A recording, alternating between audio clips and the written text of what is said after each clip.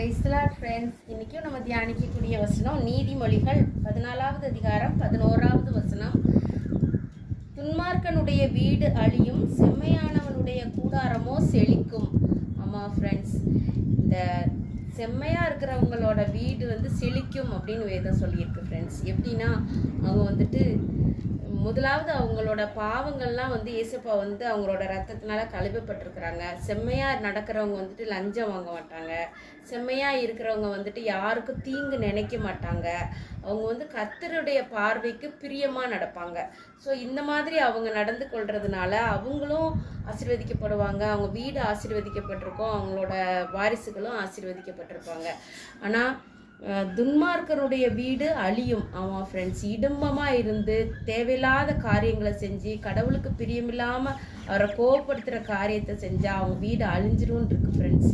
நம்ம செம்மையாக நடக்க பிரயாசப்படுவோம் friends. Praise the lord friends. இன்றைக்கும் நம்ம தியானிக்கக்கூடிய வசனம் நீதிமொழிகள் 14வது அதிகாரம் 11வது வசனம். துன்மார்க்கனுடைய வீடு அழியும், செம்மையானவனுடைய கூடாரமோ செழிக்கும். ஆமாம் ஃப்ரெண்ட்ஸ், இந்த செம்மையாக இருக்கிறவங்களோட வீடு செழிக்கும் அப்படின்னு வேதம் சொல்லியிருக்கு ஃப்ரெண்ட்ஸ். எப்படின்னா அவங்க முதலாவது அவங்களோட பாவங்கள்லாம் இயேசுப்பா அவங்களோட ரத்தத்தினால கழுவப்பட்டிருக்கிறாங்க. செம்மையாக நடக்கிறவங்க லஞ்சம் வாங்க மாட்டாங்க. செம்மையாக இருக்கிறவங்க யாருக்கும் தீங்கு நினைக்க மாட்டாங்க.